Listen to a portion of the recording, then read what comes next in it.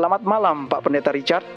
Mohon penjelasannya arti dari kata laut dalam 2 Raja-Raja 25 ayat 13 dan 16. Terima kasih, Tuhan Yesus memberkati kita semua.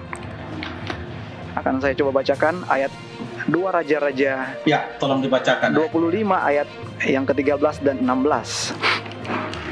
Ayat yang ke-13. Juga tiang-tiang tembaga yang ada di rumah Tuhan dan kereta penopang dan laut tembaga yang ada di rumah Tuhan dipecahkan oleh orang Kasdim, dan tembaganya diangkut mereka ke Babel. Ayat yang ke-16.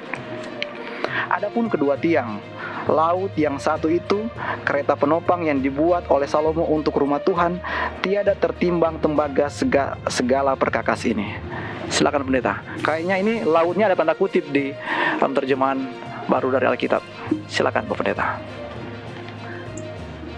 Terima kasih banyak untuk pertanyaan ini.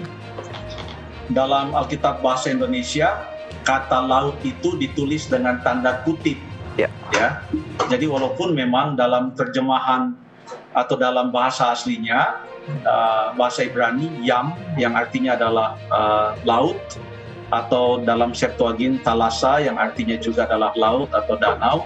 Memang betul demikian di dalam Alkitab bahasa Ibrani menggunakan kata laut. Tetapi karena kata laut ini bukan menunjuk kepada laut sebagaimana contohnya Laut Jawa atau lautan Indonesia dan lain sebagainya, atau lautan Pasifik, tetapi karena yang digunakan adalah kata laut dan artinya bukan menunjuk kepada bahwa ada laut dan lautan di dalam bait suci yang dibangun oleh Salomo. Itulah sebabnya maka para editor dan penerjemah Alkitab Bahasa Indonesia oleh Lembaga Alkitab Indonesia, saya percaya menggunakan tanda kutip untuk kata laut itu. Nah, mungkin kita boleh baca beberapa ayat lainnya juga yang menyebutkan tentang hal ini, selain tadi yang sudah disebutkan dalam 2 Raja-Raja pasal yang ke-25. Bagaimana kalau kita lihat di dalam buku 1 Raja-Raja pasal yang ke-7, karena di sini diberitakan kepada kita tentang apa yang dimaksud dengan laut itu. Di sini cukup jelas dijelaskan dalam 1 Raja-Raja pasal yang ke-7 ayat yang ke-23 sampai ayat yang ke-26. Saya akan baca. Kemudian dibuatnyalah laut tuangan yang 10 hasta dari tepi ke tepi, bundar keliling 5 hasta tingginya, dan yang dapat dililit berkeliling oleh tali yang 30 hasta panjangnya. Ini luar biasa, dikasih tahu kepada kita berapa dia punya tinggi, lalu kemudian berapa dia punya diameter, lalu berdasarkan itu kalau mau menggunakan rumus lingkaran, maka tentu harus tahu juga berapa panjang tali. Jadi saya lihat ada matematikanya di sini, ada berapa panjang tali yang dibutuhkan untuk melilit akan melilit akan laut itu dalam tanda kutip. Dan di bawah tepinya ada gambar buah labu yang mengelilingi sama sekali 10 dalam sehasta, merangkum laut itu berkeliling. Labu itu ada 2 jajar, dituang setuangan dengan bejana itu. Jadi ini adalah suatu benda di dalam bait suci yang bentuknya seperti sebuah kontainer atau sebuah wadah untuk menampung air. Ada ukurannya, lalu kemudian cukup luas. Ukurannya itu dikatakan di sana sampai 10 hasta kalau tidak salah dikatakan panjang dari tepi. Jadi dia punya diameter itu 10 hasta, lalu kemudian dia punya tinggi itu 5 hasta, lalu kemudian terbuat dari apa, lalu bagaimana dia punya dekorasi dan lain sebagainya. Ayat yang ke-25, laut itu menumpang di atas 12 lembu. Saya percaya angka 12 ini ada kaitannya dengan jumlah suku Israel yang 12. 3 menghadap ke utara, 3 menghadap ke barat, 3 menghadap ke selatan, dan 3 menghadap ke timur. Mempunyai suatu kesan yang sangat inklusif, di mana mau untuk menjangkau karena menghadap ke semua penjuru mata angin. Lalu kemudian tebal laut itu setapak tangan dan tepinya seperti tepi piala, lalu seperti bunga bakung yang berkembang. Jadi kalau seperti bunga bakung yang berkembang seperti piala, artinya dari tepi ke tepi di atas itu 10 hasta. Jadi nampaknya kalau kita hanya mau membayangkan gambarnya dalam kita punya benak ini dan bentuknya seperti piala dan seperti bunga bakung yang berkembang, berarti di atasnya itu paling besar, lalu kemudian makin ke bawah dia makin mengerucut, lalu kemudian laut itu dapat memuat 2000 bat air. 2000 bat air. Dan ini ditempatkan pada bait suci, nampaknya ditempatkan di bahagian halaman bait suci, dan ini sepadan dengan apa yang dibuat oleh Musa di padang gurun, di mana pada waktu itu bukan dibuat dari konkrit seperti yang dibuat oleh Salomo, tapi dengan tenda dan lain sebagainya yang betul-betul mengikuti petunjuk Tuhan.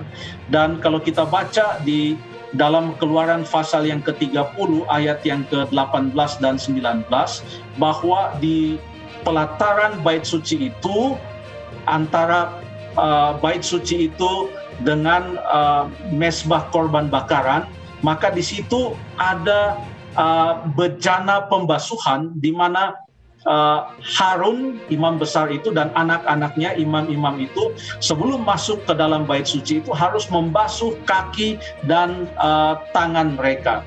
Jadi itulah tujuannya, supaya melambangkan bahwa tugas yang mereka lakukan adalah tugas yang suci, kaki dan tangan mereka harus bersih, yang itu adalah simbol bahwa diri mereka juga harus bersih, hati mereka juga harus bersih. Jadi laut yang dibangun itu nampaknya lebih besar dibandingkan dengan bejana pembasuhan, tetapi ini adalah padanannya. Kalau mau dibandingkan antara bait suci yang di padang gurun dengan bait suci atau tabernakel atau kemah suci yang ada di padang gurun dengan bait suci, bangunan bait suci yang dibangun oleh Salomo. Saya pikir-pikir mengapa disebut laut juga, lalu kemudian ada 12 lembu, 3 menghadap kepada setiap penjuru mata angin, yang 4 itu timur, barat, utara, selatan, yang menggambarkan 12 suku Israel. Saya pikir-pikir apa ada kaitannya, peristiwa apa dari 12 suku Israel ini? 12 suku Israel ini dengan laut. Tidak ada peristiwa lain 12 suku Israel dengan laut. Kalau kita melihat kembali ke belakang perjalanan mereka, maka setelah mereka meninggalkan Mesir, Tuhan menuntun mereka supaya mereka datang ke tepi laut Teberau. Dalam Keluaran 13 dan Keluaran 14, 2 pasal itu menceritakan bagaimana mereka ada di tepi laut Teberau, tetapi mereka tidak tahu bagaimana menyeberangnya, sementara di belakang tentara Firaun sudah mengejar mereka. Dan saat itulah Tuhan membuat mujizat, lalu Tuhan membelah laut itu, lalu kemudian orang-orang Israel berjalan melalui laut Teberau tersebut. Dan konsep ini digunakan oleh Rasul Paulus melalui ilham Roh Kudus di dalam 1 Korintus pasal yang ke-10 yang mengatakan ayat 1 dan ayat 2, "Aku mau supaya kamu mengetahui saudara-saudara bahwa nenek moyang kita semua berada di bawah perlindungan awan dan bahwa mereka semua telah melintasi," katanya, "untuk menjadi pengikut Musa, mereka semua telah dibaptis dalam awan dan dalam laut." Jadi rupanya pada waktu mereka dituntun oleh tiang awan yang memisahkan mereka dan orang Mesir, supaya orang Mesir tidak melihat mereka, lalu kemudian mereka menyeberangi laut Teberau yang terbelah secara mujizat itu, maka Paulus menggunakan istilah mereka dibaptis dalam awan dan dalam laut. Jadi semuanya masuk lewat laut itu dan tiba di seberang. Saya percaya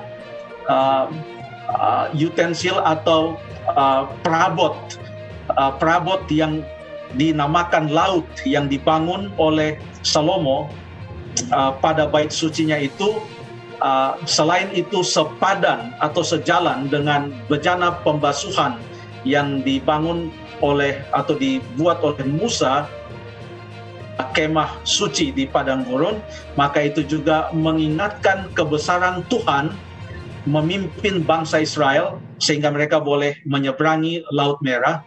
Dan ini juga menjadi suatu gambaran bagaimana mereka dibaptis katanya melalui laut itu. Jadi semua ada kaitannya, karena membasuh juga adalah merupakan konsep daripada baptisan. Mungkin itu pembahasannya lain lagi, tetapi saya percaya inilah sebabnya perabot itu disebut dengan istilah laut. Kurang lebih demikian, Saudara Chris Hedo dari YouTube. Terima kasih.